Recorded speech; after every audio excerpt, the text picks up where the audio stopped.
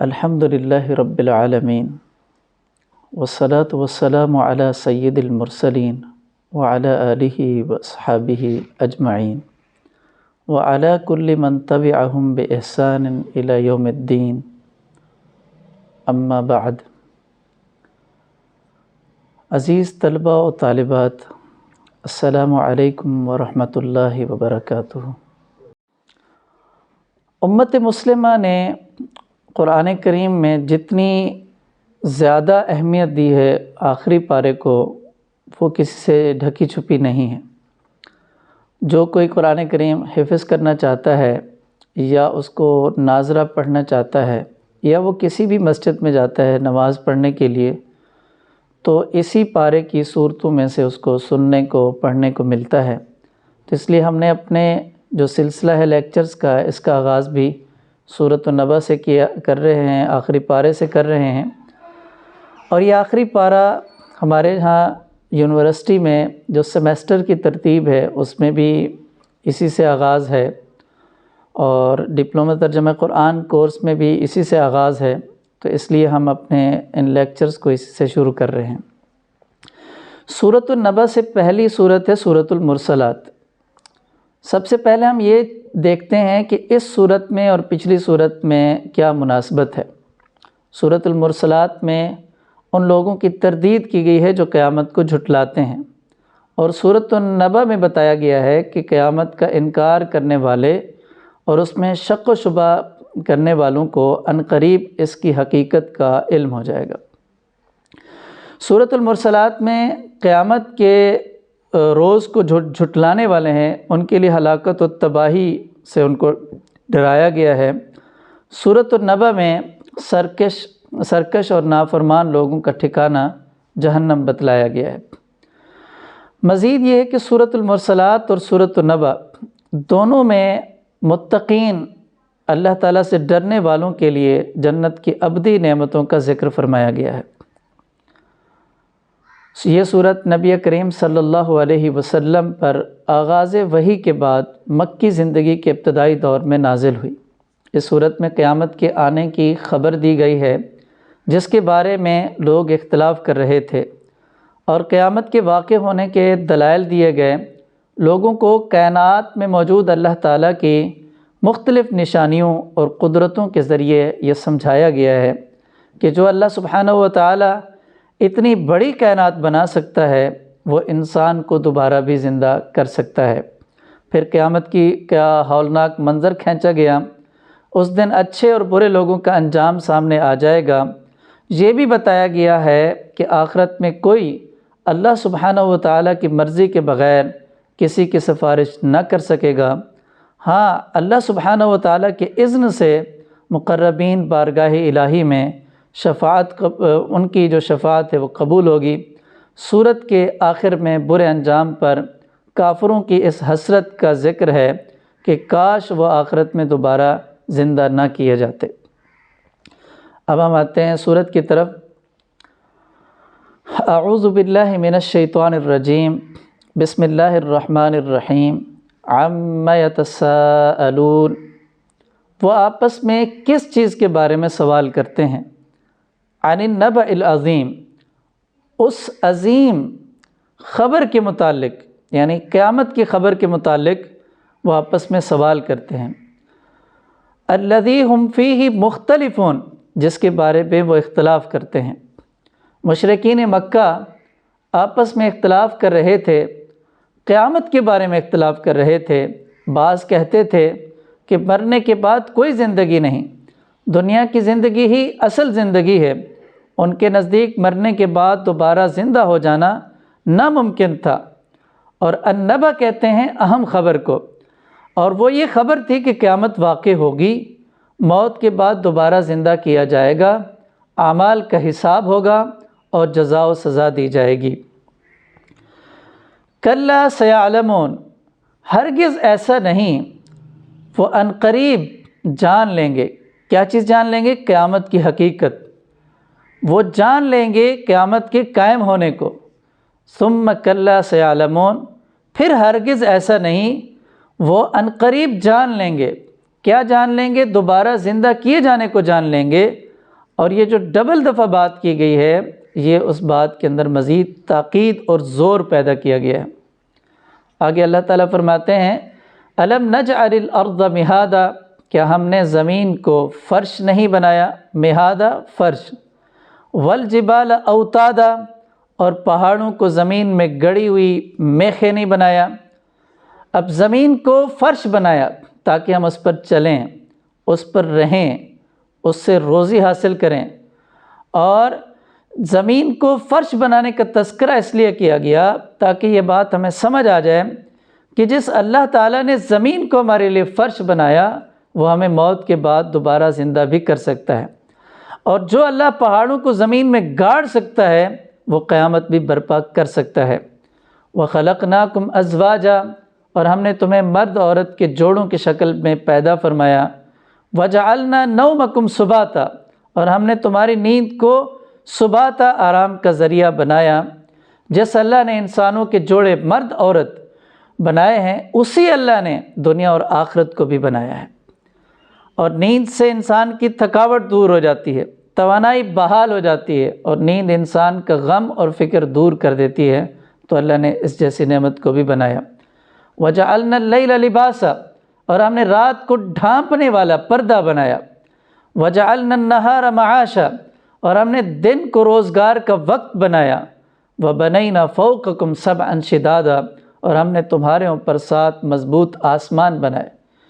اب یہ جو رات کو لباس بنایا، کیونکہ رات کا اندھیرا لباس کی طرح ہر چیز کو اپنے اندر چھپا لیتا ہے، اور دن کو روزی کا وقت بنایا کیونکہ دن میں چہل پہل اور رونق ہوتی ہے، اور انسان اپنی ضرورتیں پوری کرنے میں لگا ہوتا ہے۔ اور 7 آسمانوں نے مضبوط چھت کی طرح اس کائنات کو گھیرا ہوا ہے۔ وَجَعَلْنَا سِرَاجًا وَهَّاجًا، اور ہم نے ایک روشن چراغ سورج بنایا۔ وَأَنزَلْنَا مِنَ الْمُعْصِرَاتِ مَاءً ثَجَّاجًا، اور ہم نے بادلوں سے نازل فرمایا خوب برسنے والا پانی۔ ماءً ثَجَّاجًا، ماءً پانی، ثَجَّاجًا خوب برسنے والا پانی۔ لِنُخْرِجَ بِهِ حَبًّا وَنَبَاتًا، تاکہ اس کے ذریعے نکالیں ہم اناج اور سبزہ۔ سورج کو چراغ بنایا، جس طرح چراغ جلتا ہے اس سے روشنی نکلتی ہے، اسی طرح سورج میں بھی جلنے کا عمل ہو رہا ہے اور اس سے روشنی نکلتی ہے۔ جو ذات رات دن اور آسمان اور سورج جیسی عظیم الشان چیزیں بنانے پر قادر ہے، وہ قیامت بھی برپا کر سکتا ہے۔ اور اللہ تعالیٰ نے لِنُخْرِجَ بِهِ حَبًّا وَنَبَاتًا وَجَنَّاتٍ أَلْفَافًا، اور گھنے باغات بنائے۔ إِنَّ يَوْمَ الْفَصْلِ كَانَ مِيقَاتًا، یہ ساری باتیں، یہ سارے دلائل دینے کے بعد اللہ تعالیٰ فرما رہے ہیں کہ بے شک فیصلے کے دن کا ایک وقت مقرر ہے۔ یوم ينفخ فی الصور، جس دن سور میں پھونکا جائے گا، فتأتون افواجا، تو تم سب فوج در فوج چلے آؤ گے۔ وفتحت السماء، اور آسمان کھولا جائے گا۔ فکانت ابوابا، تو وہ دروازے ہی دروازے ہو جائے گا۔ وسیرت الجبال، اور پہاڑ چلائے جائیں گے۔ فکانت سرابا، تو وہ ریت کی طرح سراب ہو جائیں گے۔ ان سارے منظر کے بعد اللہ فرما رہے ہیں ان جہنم کانت مرصادا، بے شک جہنم گھات میں ہے۔ للطاغین مآبا، وہ سرکشوں کے لیے ٹھکانہ ہے۔ لابثین فیہا احقابا، وہ اس میں مدتوں پڑے رہیں گے۔ لا یذوقون فیہا بردا ولا شرابا، نہ وہ اس میں کسی ٹھنڈک کا مزہ چکھیں گے، نہ وہ کسی پینے کی چیز کا۔ الا حمیما وغساقا، سوائے کھولتے پانی اور بہتی پیپ کے۔ جزاء وفاقا، یہی ان کا پورا پورا بدلہ ہے۔ یہ کیوں یہ بدلہ ہے؟ یہ کیوں ان کو یہ سزا مل رہی ہے؟ انہم کانوا لا یرجون حسابا، بے شک وہ کسی حساب کی امید نہیں رکھتے تھے۔ وہ جو ان کا دل چاہتا تھا کرتے تھے، جو ان کی سوچ میں آتا تھا کرتے تھے۔ ان کو اس کا خوف نہیں تھا کہ اس پر کوئی چیک اینڈ بیلنس ہے، اس کے بعد کوئی ان سے پوچھا جائے گا۔ انہم کانوا لا یرجون حسابا، بے شک وہ کسی حساب کی امید نہیں رکھتے تھے۔ وَكَذَّبُوا، صرف یہاں تک بات نہیں تھی، وَكَذَّبُوا بِآيَاتِنَا كِذَّابًا، اور وہ ہماری آیاتوں کو خوب جھٹلاتے تھے۔ وَكُلَّ شَيْءٍ أَحْصَيْنَاهُ كِتَابًا، اور ہم نے ہر چیز کو لکھ کر محفوظ کر رکھا ہے۔ فَذُوقُوا، بس کہا جائے گا کہ اب تم مزہ چکھو۔ فَلَن نَّزِيدَكُمْ إِلَّا عَذَابًا، پھر ہم تمہارے لیے عذاب کو بڑھاتے جائیں گے۔ إِنَّ لِلْمُتَّقِينَ مَفَازًا، یہاں سے ایک اور بات شروع ہو رہی ہے کہ جو لوگ اللہ سے ڈرنے والے ہیں، پرہیزگار ہیں، ان کے لیے کامیابی ہے۔ حدائق وأعنابا، ان کے لیے باغات ہیں، باغات اور انگور ہیں۔ وکواعب اترابا، اور نوجوان ہم عمر عورتیں یعنی بیویاں ہیں۔ وکأسا دہاقا، اور پاکیزہ شراب کے چھلکتے ہوئے پیالے ہیں۔ لا یسمعون فیہا لغوا ولا کذابا، وہ نہ اس میں کوئی بیہودہ بات سنیں گے اور نہ جھوٹ۔ جزاء من ربک عطاء حسابا، یہ آپ کے رب کی طرف سے بدلہ ہے جو کافی ہو جانے والا انعام ہوگا۔ رب السماوات والارض، اس کی طرف سے جو رب ہے آسمانوں اور زمین کا، وما بینہما، اور جو کچھ ان کے درمیان میں ہے، الرحمن، رحمان ہے۔ لا یملکون منہ خطابا، اس دن کسی کو اس سے بات کرنے کا اختیار نہیں ہوگا۔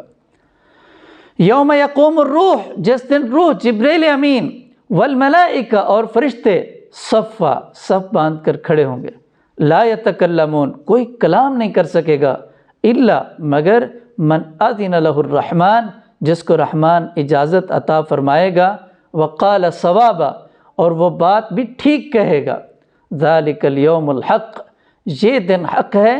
فمن شاء اتخذ الی ربہ مآبا، لہذا جو چاہے اپنے رب کے پاس ٹھکانہ بنا لے۔